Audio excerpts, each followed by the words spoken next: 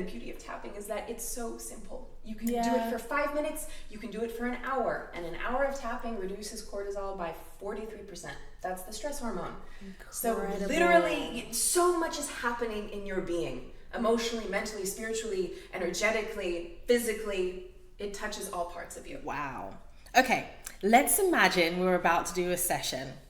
Tell the audience what that might look like. Oh, a group session, right? A group session, yes. Because I facilitate one-on-one, and I facilitate group sessions, and I love doing both. I'm a group girly. I know. The beautiful thing about a group session, not just because I'm an actress and I love being with the ensemble, and I love cultivating that energy. We really do change. I had to talk ensemble. I know, ensemble. The energy of the room shifts. It chemically alters. So I love to work in a circle. I love the fluidity. I love the connection. No one is above the other, not even me. We're all in this together. So in a group session, there's this wonderful thing that happens called borrowing benefits. So today, we're focusing on ancestral healing, clearing ancestral pain. And let's say you've stumbled across this video, you love Marissa, you just want to invest your time and energy and money with her, and you're like, get me on this. But you're like, well, I actually don't feel like I have much to move through or heal from my ancestral line. Even you participating with us now today gives your subconscious mind an opportunity to clear whatever residual stuckness, stagnancy, resistance, trauma may be living in there. So we're all benefiting through this process. So to start a group session, I really anchor into safety. That to me is the key. As an actress, as a practitioner, as a human, the goal of our subconscious, the goal of our nervous systems is safety. And what's safe to us is familiar.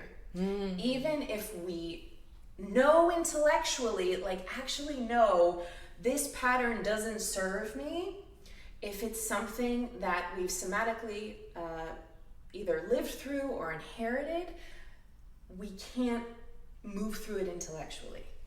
It has to move through the actual process of tapping, of breathing, of shaking, of moving that density, right?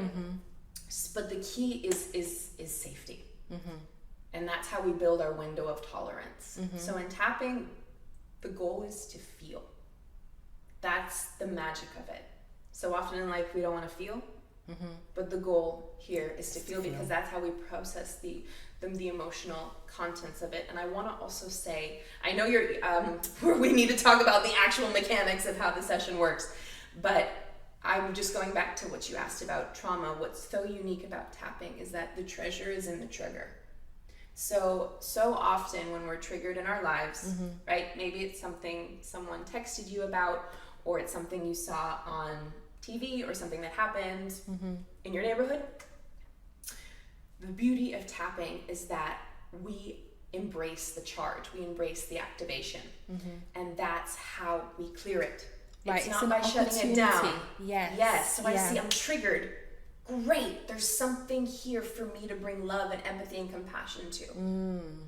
And that is the essence of an EFT session. So I love to sit in a circle.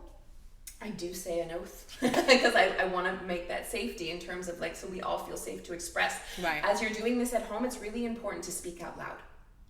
I really encourage you. I will be offering a script that you can, for instance, if I say I'm feeling really angry right now, but you're feeling really sad, say that you're feeling sad. So it's attuned to your experience. And through this, we're going to be having very personal journeys in a collective journey. So I start with a grounding exercise to create and cultivate that foundation of safety. And then through the session, we're going to be tapping all together at the same time, speaking. We're going to be so immersed in our own process, we're not going to be paying attention to what someone else is saying. But I also do want to say to keep tapping. That is required. It's a practice. Yeah, well, even in the middle of a session, it can be really intense. It can get uncomfortable. It can be just, some things might surface that you've actually never felt before, that have always been there. Tapping cannot plant anything negative. It only brings out what is there and heals it with love. So the most important thing is to keep tapping. You can always come back to tapping on your chest and just reiterating, I'm safe, I'm safe, I'm safe. I've got this, I'm safe. But I also really feel the energy of the group, and there's not ever pushing. There's not like, you need to heal this now or else, right? It's always the perfect moment to meet what arises. And then when we get to the end of the session, we really get to cast those new visions, those positive health, vital visions, how we want to think, how we want to feel, how we want to behave, what we want to allow into our life. So I hope that answers your question. It does. It does. And I think the thing that stuck out to me was you've got to keep doing it. You've got to stay committed. So for those who are new to tapping, what advice would you give them to get started? Just get started and to stay committed, because it's in the commitment, right? Yes, absolutely. It's like anything. You don't just go to a yoga class once. You don't just eat Yeah. broccoli once. I'm great. Life is perfect. It becomes a ritual, right? It becomes a beautiful habit. So first, I'm a very kinesthetic person, and I like to experience things through the body. But a lot of people might want to read up about it. A lot of people might want to listen to a podcast about it. Whatever sparks your curiosity, I would follow that. There's no right way into this process, but the best way to experience the shifts is to do it. So there's a lot of amazing tapping practitioners on YouTube. There's also my amazing teacher on YouTube. Again, the Dream Awake method is a little different than just the classical and clinical. It's in my opinion, it's much more dynamic and nuanced and multidimensional and dives super deep. But any type of tapping is amazing.